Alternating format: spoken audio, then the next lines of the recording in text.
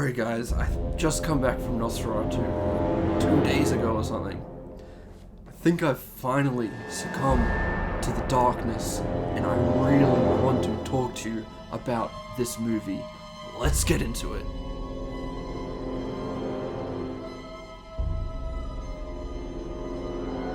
Okay everybody, Nosferatu, one of the most anticipated movies of 2024 for me, made by a profound filmmaker in my life, Robert Eggers, someone who inspired me to start this YouTube channel when he made The Northman, a film that I hold so dearly that I was compelled to talk to it in front of a camera for you guys and kick this thing off. Films like The Witch and The Lighthouse are so monumental to me, especially The Lighthouse, a film I've seen so many times.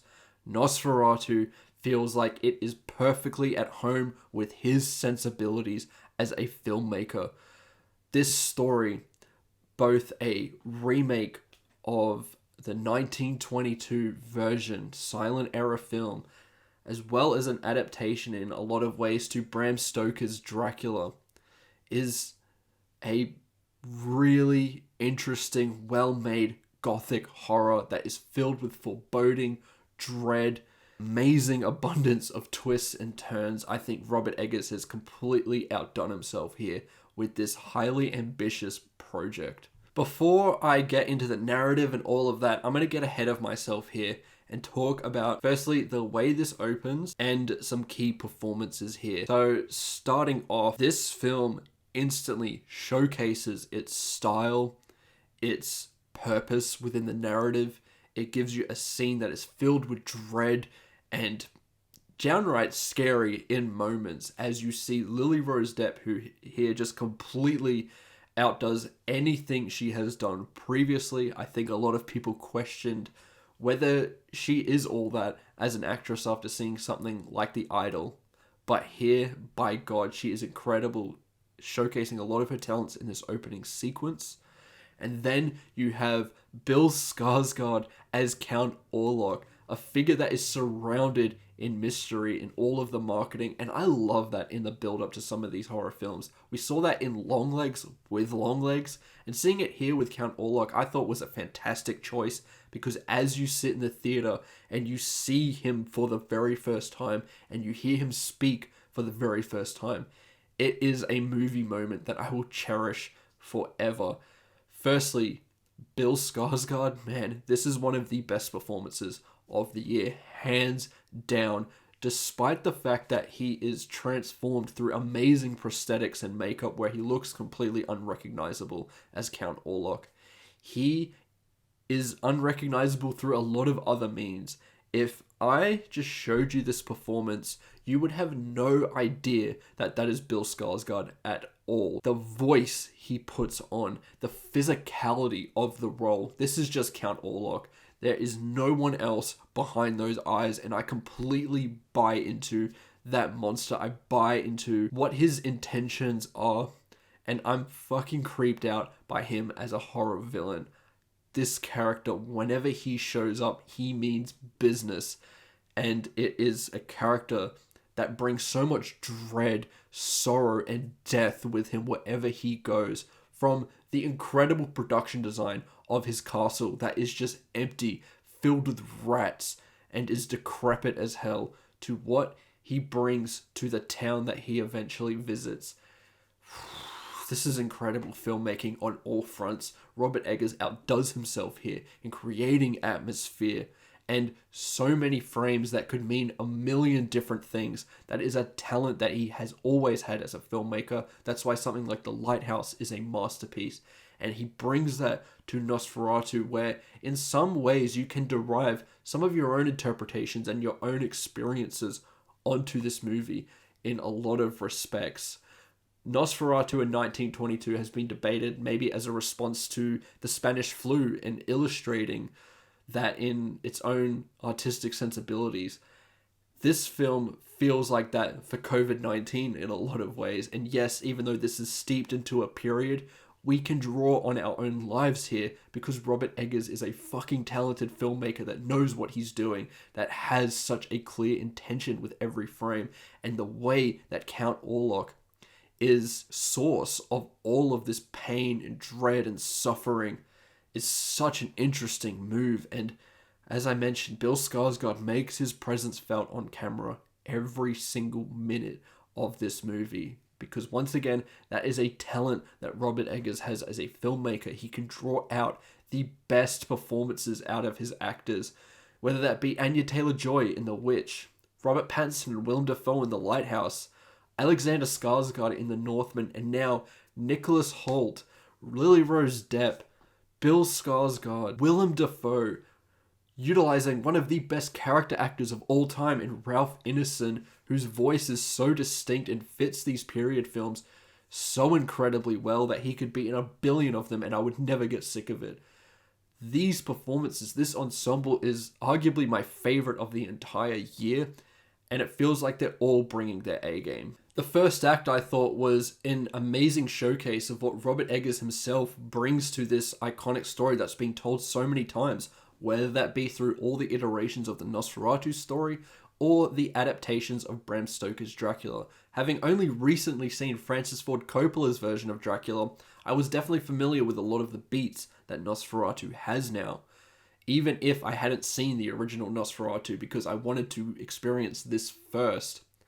However, that doesn't mean that Eggers doesn't put his own spin on things here, because he definitely does, whether that's through his stylistic sensibilities or just some small things that happen within the narrative that make this feel completely different. I bought into every single minute of it, and that starts all in the first act. There's that incredible opening sequence that's filled with dread, and then you see this journey from Nicholas Holt's Thomas Hutter that was so compelling and once again filled with dread. The sorrow, pain, and death that surrounds Count Orlok's estate is palpable in all of these regions, and seeing Nicholas Holt's journey there was so ethereal and beautifully gothic. I loved every frame here. Just a single moment of his character entering a carriage was just amazing. It was immaculate. I loved it so much. There's just so much about this movie that is incredible. And it all begins there. Ethereal is really a word that describes a lot of the style of horror it is. It's very creepy. It feels almost gentle at times. And that almost goes into some of the dynamics that Count Orlok has with these characters. And as you get to see the dynamics with these characters unfold throughout the narrative, I just got more and more compelled to see how Count Orlok affects everyone here, especially Lily Rose Depp's character here. This is career best work from her. I mean, the physicality of her role was undeniably brilliant. The way her body contorts, the way her face moves, it feels unreal. Some of the most creepiest shots in this movie are of her face because of the way she can contort it and move it in different positions. Oh, it was astounding to me. And to see the way that dynamic between her and Count Orlok evolves over the course of the movie was brilliant, and kind of surprises you with who you think these characters are. For example, Count Orlok, he's a horror villain, right? He's someone you can easily root against, but there's something about him that you can almost sympathize with and have some pity for, because some of his intentions innately feel a little bit human. And yes, he is a sickening character who does a lot of disgusting things in this movie, especially in its opening moments, but there's just something there. And I think that's the brilliance of Robert Eggers' direction here, where he can make you feel so many different ways about these characters. And even if you're rooting against the horror monster at the end of the day, once again, you can't help but feel a little bit of pity for, or at least somewhat feel that his intentions are a little bit human in some ways. He's not just a monster that is out to kill everyone and everything. Yes, he is still trying to go for that with some things, but he does have certain intentions that make him incredibly compelling, I thought. You have to talk about the crafts and the technicality here. Obviously, with a Robert Eggers movie, the cinematography is wonderfully beautiful. He uses such faded and dull colors in all of his movies. This is borderlines on black and white in some moments, but fuck, he makes it look good. It feels perfect for the style of movie that it's presenting. Then it's the crafts as well. In terms of the costume design and production design, it feels so authentic to both the time and the gothic sensibilities of the film. And some of these aspects, alongside Robert Eggers' use of beautiful language in all of his movies, including this one now, it to me proves that Robert Eggers is the best period filmmaker right now, and perhaps ever. All 4 movies, I have been so immersed in the period that he is trying to recreate within his films because it feels so authentic. It feels so real, and it goes beyond just looking great. It feels great. I mean, I loved so much about that. It's so immersive, and it's just another thing where you can just get sucked into this experience. With this being a remake, you could point to some things where, okay, we've seen this story before, but once again, Robert Eggers has made this his own. He perfectly combines paying homage to the classic Nosferatu story and the images that created, but he also puts his own spin on things, and I loved the way that he did that and made it his own.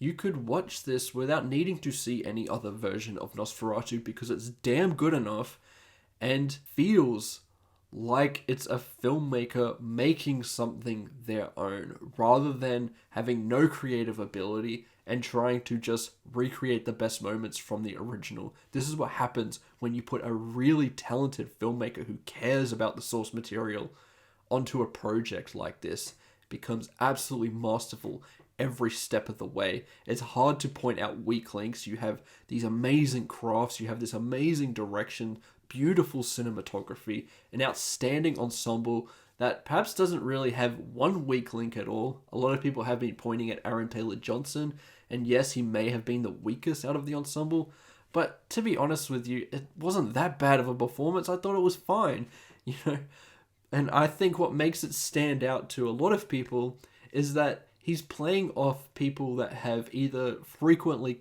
collaborated with Robert Eggers, like a Willem Dafoe, who just absolutely understands the assignment, an all-time character actor in Ralph Ineson, and Nicholas Hoult and Lily Rose Depp, who are giving some of their best performances of their entire career. Yes, if you give just a decent performance, it might look bad compared to some of the all-time great performances that I'm seeing on the screen right now.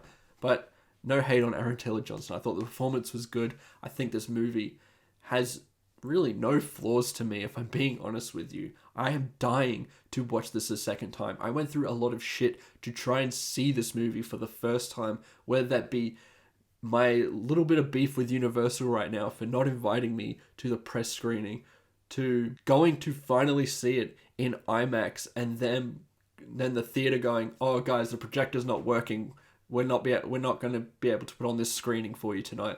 And then finally coming back and seeing it in IMAX like I wanted to. None of that could get in the way of my enjoyment of this film. And by the way, seeing this on an IMAX screen with those amazing speakers was unbelievable. It's something that I will never forget. I was so immersed in this movie and I was almost overwhelmed by it. And that's why I want to see it a second time, because I know that there were moments, once again, where I was overwhelmed, where I might not have picked up every single thing that I might have wanted to. I still know I can get more details out of this movie. And once again, it's the beauty of seeing a Robert Eggers movie. It's why I've seen a movie like The Lighthouse so many times, because I can get something new and refreshing out of it every single time. There are certain frames within the film that mean so much that you can project your own interpretations on and still be right. And that goes into the brilliance of Robert Eggers' direction and the visual imagery that is put on in every single one of his movies, and especially this. Out of his more ambitious, big budget movies, this is better than The Northman. I think it's going to be hard for me to put this above The Lighthouse because that film is so special to me.